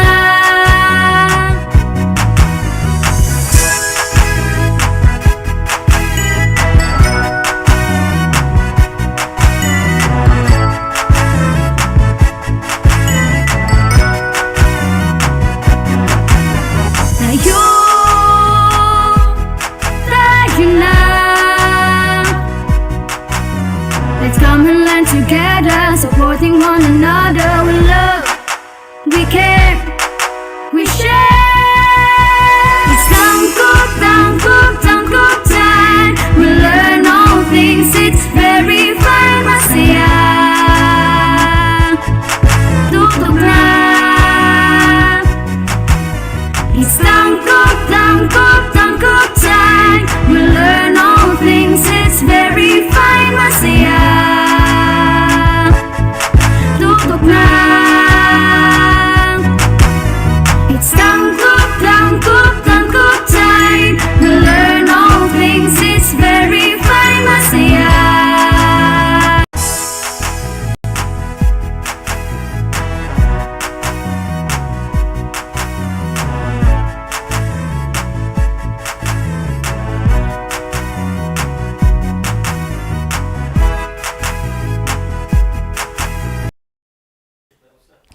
Hello, senior high school learners! Welcome to another learning episode of Astral Academy Cyber School. For today, we are to discuss another lesson in your specialized subjects in housekeeping NC2. And our learning competency for today is to provide valet or butler services, particularly clean guest clothes or shoes rather. So, last week, we've demonstrated to you how to properly press or iron clothes, which is part of the valet or butler services. Now, we will move to the cleaning of guest shoes. So, valets or butlers may often be asked to clean, polish, and prepare guest shoes. This is probably the most common job asked for them. Today, we will be learning the different equipment and materials used or necessary to polish shoes. First, we have a shoe tree.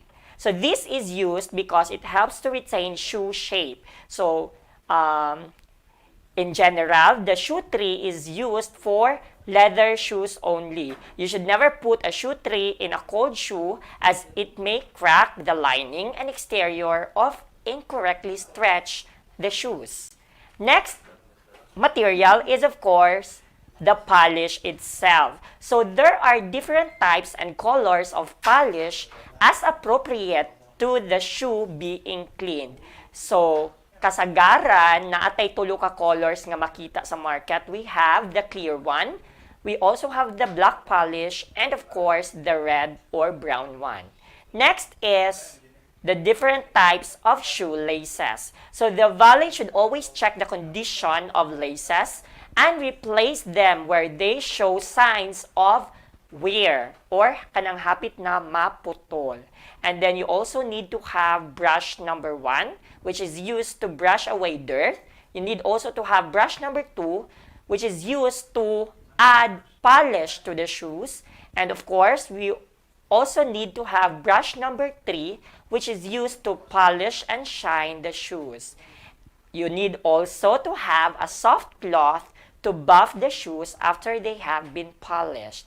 And later on, wala na discuss diri or wala na to na mention, pwede sa damo gamit og sponge para mas madali ang pag-apply sa atong shoe polish.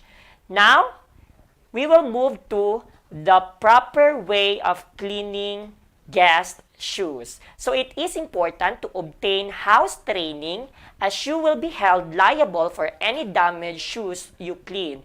So in any hotels or resorts, before you are going to be assigned in cleaning a guest shoes, i-train sa jud mo nila daan.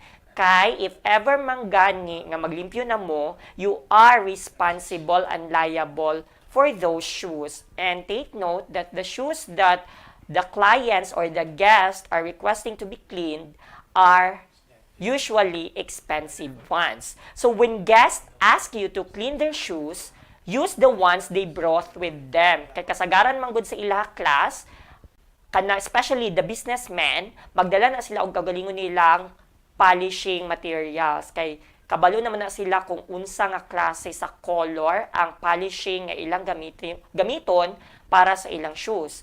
Use the ones, that's why you need to use the ones that they brought with them. If in case nga wala sila gidala, then kinahanglan mo gamit ka kung unsay naa sa hotel. But then again, you need to ask permission to the guest first if okay ra ba sa iyaha or sa ilaha nga mauto ang imong gamiton sa pagpolish sa ilang shoes. Next, always use a shoe tree for leather shoes to avoid deformity. So, makita sa inyo ang SLM kung unsay porma sa shoe tree. Usually, naatay shoe tree nga made of wood, but commonly, ang ginagamit na nga shoe tree is the one made by plastic. Next, remove dirt from shoes with dirt brush. Okay, so diri na nato magamit ang first nato nga brush. I-brush nato ang tibuok shoes para matangtang ang mga dust and dirts nga nagpilit sa iyaha. And then after that one, remove the laces and before you start cleaning and applying the polish. Check the way the shoes are laced into the shoes before removing the laces because it is important that when you put again the lace, it should be the same size as you remove them. Secure the laces as they will need to be relaced the same way again after you've done cleaning the shoes. Next, apply the appropriate polish with polish application brush or cloth. Or in my case, I use a sponge because sponge is very easy to use, especially it is very good in penetrating the shoe polish. It is also advisable that you need to follow house protocols in cleaning a guest shoe. Next, after applying the shoe polish, wait for a minute to allow the shoes to dry. So, imo na pong ugahon. Dili sa nimo siya brushan og balik. Next, work the polish into the surface of the shoes with a shine brush. So, kani si shine brush, mao na po di siya imong gamiton or si brush number 2 para mas musinaw na ang shoes. And then, use the soft cloth to polish and buff shoes until they shine all over. Lastly, check the laces before replacing them. So, if fit new laces necessary, then lace shows signs of wear, then relace them to the same way they were laced before cleaning. Now, before we move to our demonstration today on how to properly clean a shoes, we need to remember these following tips.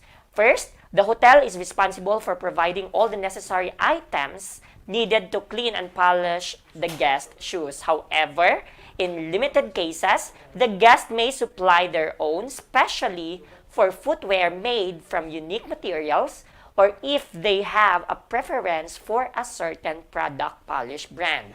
Next, never use a single brush for different colored polish. They should be brushed for applying brown polish and another for black polish or another for another colored polish. And then next, clean brushes and clothes regularly so that they do not transfer dirt and so they look clean to anyone watching the process. Because usually, if si guest mag-ask sa valet attendant or sa butler to clean his or her shoes, magtanaw na sila. And then, after cleaning the guest shoes, clean everything you used as well. Katong mga clothes, mga brush nga imong gigamit.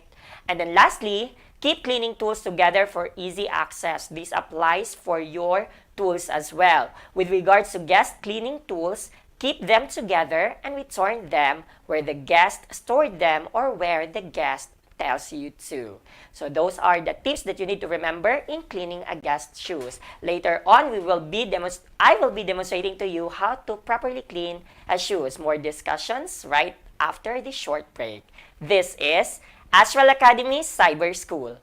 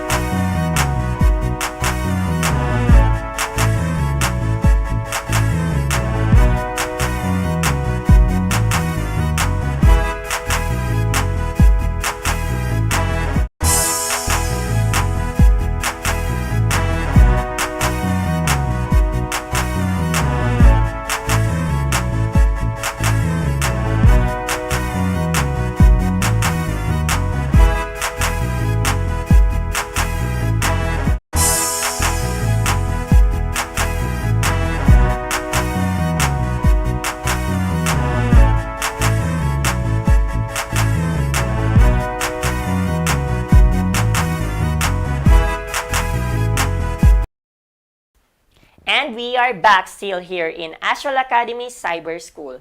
This time, I will be demonstrating to you how to properly clean a guest shoe. So, first, we will know the materials that we will be using. We have the dirt brush. We also have the polishing brush. We will be using also a sponge, as I've said, as an alternative for a cloth. And then we will be also using a small brush or a toothbrush for the crevices. And then a polishing cloth for buffer in the last stage. And of course, we will be using a polishing cream. So, the polishing cream that we will be using today is color black because our shoes is also color black. Okay, now let's start. So, the first thing that we need to do is to remove, of course, the lace. Alright, so we need to remove the lace. Remember also to check the lace if it is still in good condition, because if it is not, then you may replace it with a new one. And then after removing the lace, start brushing the dirt off using your dirt brush.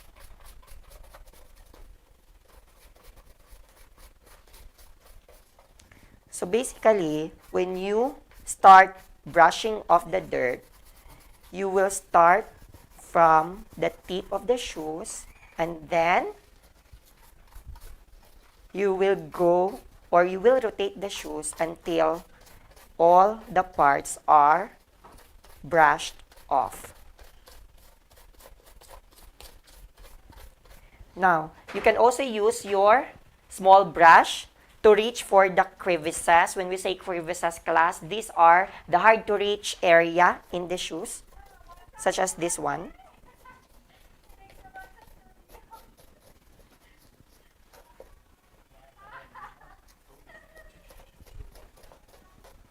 Alright. After brushing off the dirt, we may now start applying the shoe cream. So, in applying your shoe cream, just put a small amount of cream in your sponge, and then gently spread it to the shoes. Now again, just like the way you brush it, you need to start from the tip and then turn the shoes around so that all the areas will be applied with a polish cream.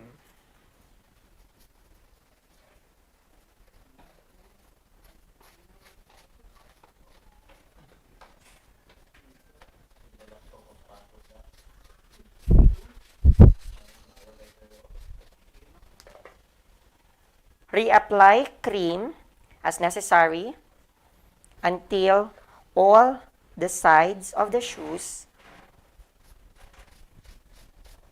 are applied.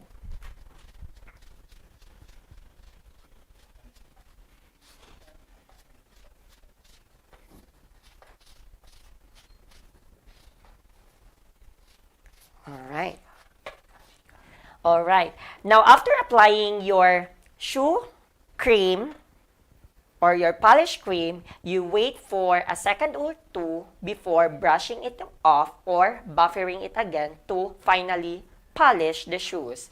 That will happen right after this short break. This is Astral Academy Cyber School.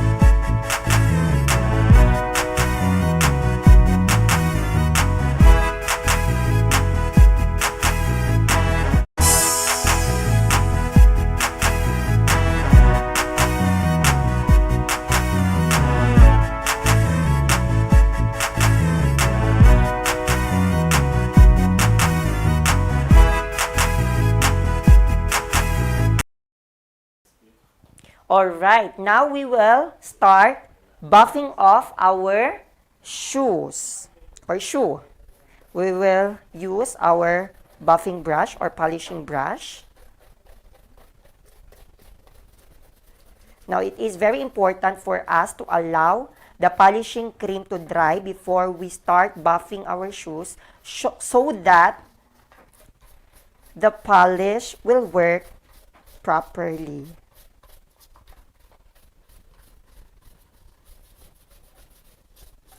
Alright, so after using your polishing brush, you may also use a soft cloth still to buffer the shoes and make it shine even more.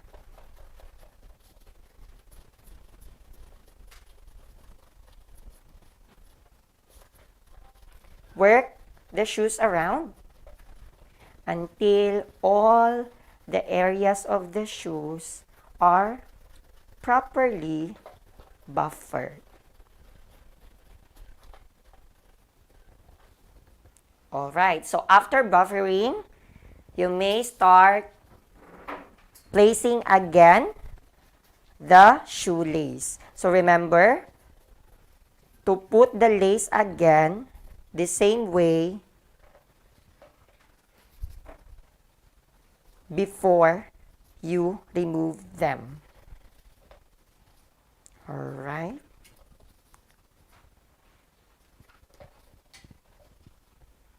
So there you have it, class. That is how you properly cleaned or polish a shoe.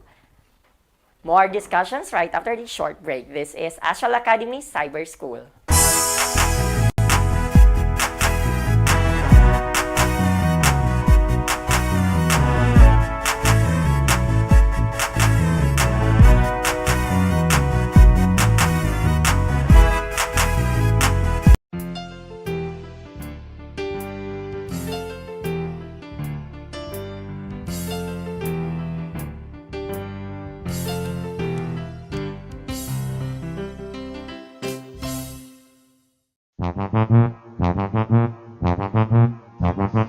Alamin ang teknolohiya sa agrikultura at pangkabuhayan upang umunlad ang ating bayan sagana sa likas na yaman. Halika na mag-ipipina, ipipina, ipipina. Halika na, mag-aral na. Alamin ang teknolohiya sa agrikultura at pangkabuhayan upang umunlad ang ating bayan sagana sa likas na yaman. Halika na mag-ipipina, ipipina, ipipina. Halika na, mag-aral na. Ipipina, ipipina, ipipina, ipipina.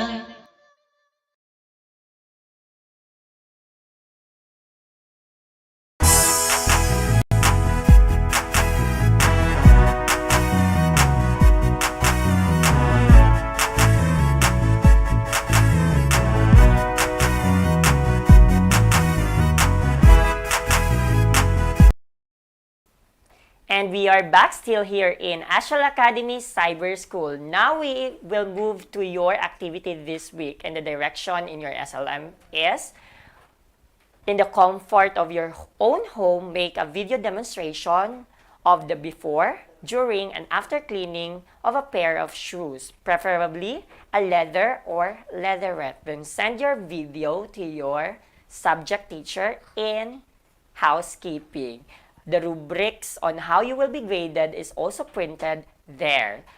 And there you have it, class. That is the end of our lesson in Housekeeping NC2 today. But before that, please do not forget, our attendance marker is already flashed on your screen. First attendance marker for the senior high school learners. Please take note of that, as that will serve as your attendance for today. And of course, before we end, we would like to extend our thanks to the executive producer of Astral Academy Cyber School, Sir Gas Sepe, the entire production team, and all the learners, teachers, and parents who are with us all throughout. This has been teacher James Marquis Saporno of Sumirap National High School saying continue learning and hashtag shine Tangub Stars. This is Astral Academy Cyber School. Bye!